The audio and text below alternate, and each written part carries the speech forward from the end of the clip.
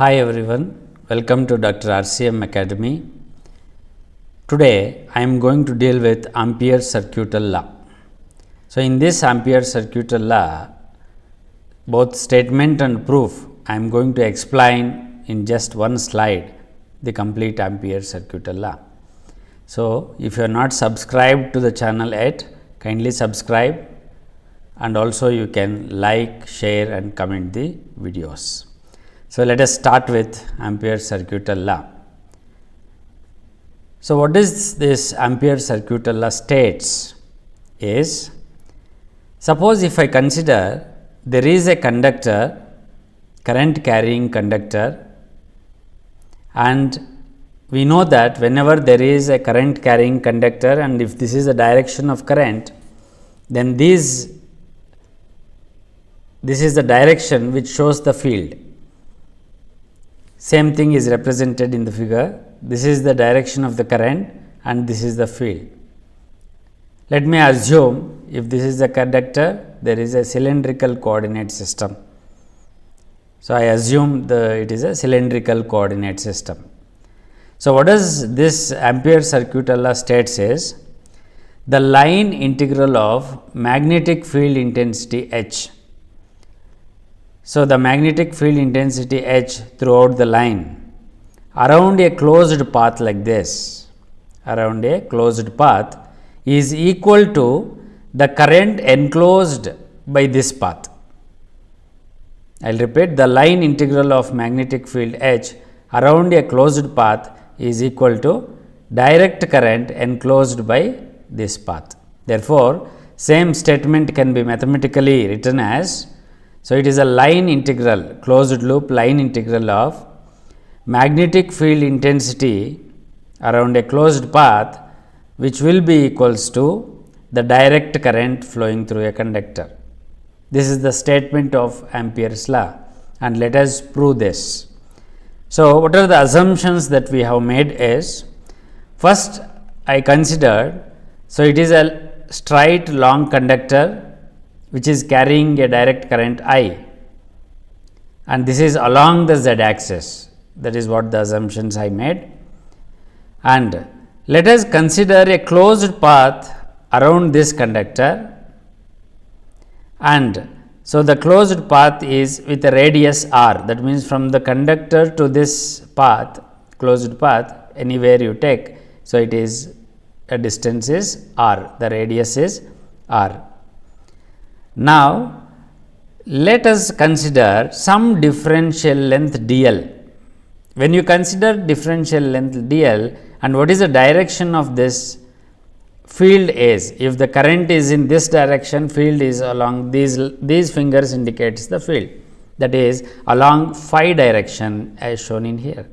Everywhere you take, it is a phi direction with respect to phi. So, similarly, the differential length is along the phi direction at a point P. So, what is dl? Vector dl is, it is at a distance, since it is a cylindrical coordinate system. So, we know what are the differential elements with respect to r, phi and z. These are the coordinates of cylindrical coordinate system. Since it is with respect to phi, so what is the coefficient or the differential element of phi is r d phi along phi direction. This is the differential length for phi only, because the field is only along the phi direction. Similarly, from Biot-Savart's law in the previous video, we have applied Biot-Savart's law for an infinite line like this, and we found what is the magnetic field intensity at a given point. So, which is equals to I divided by 2 pi r into a phi. So, we know what is magnetic field intensity at any point due to infinite line conductor, and we also know what is the differential length for this scenario. So, let us take the dot product of these two, that is vector h dot vector dl. So, I will take dot product of vector equation 1 and equation 2, that is r d phi a phi is the first equation into I by 2 pi r into a phi, and we know that a phi dot a phi, any unit vector with itself, the dot product is taken, so it is equals to 1. So, a phi dot a phi is equals to 1. So, you will remain with I by 2 pi r into r d phi, that is what written here. And if you look here, r get cancels, you will remain with I divided by 2 pi into d phi. This is just H dot dl, that is what is the magnetic field just for this differential length, but I want this for the entire length, for the entire closed loop.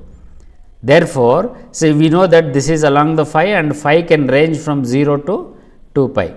So, therefore, I will integrate this throughout a closed path. So, therefore, it is a closed loop integral H dot dl, and phi can range from 0 to 2 pi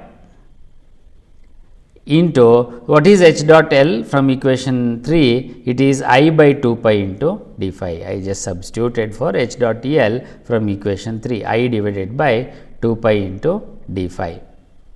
So, if you integrate this with respect to phi, anyhow I by 2 pi is constant, I by 2 pi is constant. So, integration of 1 with respect to d phi is phi with the limit 0 to 2 pi.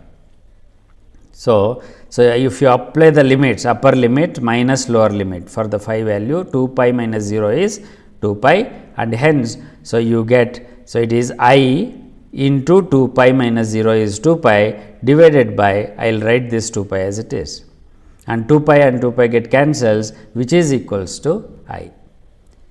So, what is this? Closed loop line integral of H dot dl is equals to I, that is the current carried by a conductor, and hence proved whatever the statement it is given by the Ampere's circuit law. So, it is been proved, that is equals to current carried by a conductor. Thank you very much.